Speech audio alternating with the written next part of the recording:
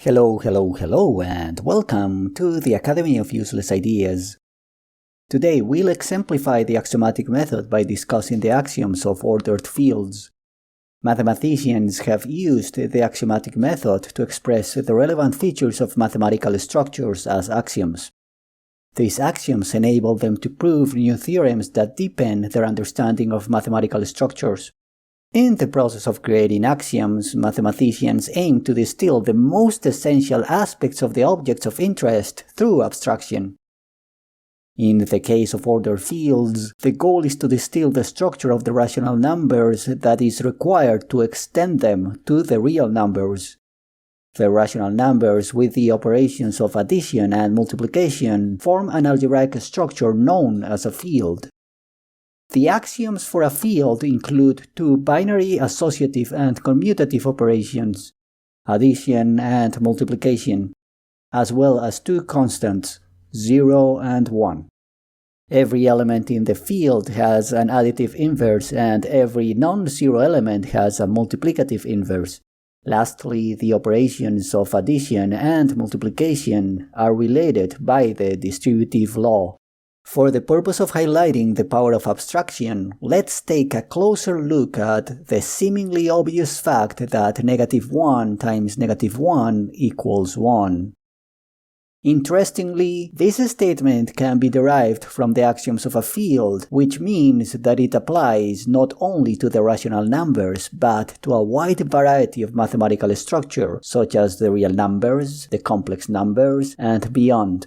In other words, abstraction enables us to generalize mathematical statements beyond their original context, giving us a deeper understanding of the underlying principles that govern mathematical structures. Continuing our journey, let's now consider the axioms of ordered sets. An ordered set is simply a set with a binary relation that is reflective, transitive, antisymmetric, and strongly connected.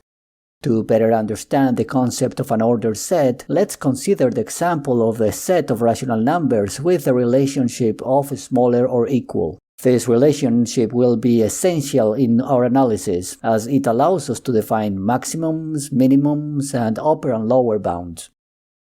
By understanding these concepts, we can fully appreciate the difference between the rational numbers and the real numbers. Finally, let's describe an ordered field. An ordered field F is an ordered set that forms a field with respect to addition and multiplication. The operations interact with the order through two axioms. First, for any elements A, B, and C in the field, if A is smaller than B, then A plus C is smaller than B plus C. And second, if A and B are positive elements in the field, their product is also positive. With these axioms, we can prove seemingly obvious facts, such as 0 is greater than 1 in every ordered field. While it may be sufficient to work with the intuition of the rationals for the purposes of analysis, understanding the axiomatic method is crucial for the practice of mathematics. By abstracting and distilling the most essential aspects of a mathematical structure, mathematicians can create generalizable knowledge that applies to a wide range of mathematical objects. As we conclude our exploration of the axioms of ordered fields, it is unclear whether they are directly relevant to understanding and analysis. Here, in the Academy of Useless Ideas, we do not concern ourselves with utility. However, as you continue your journey in learning real analysis, you may find yourself returning to these axioms and questioning their significance.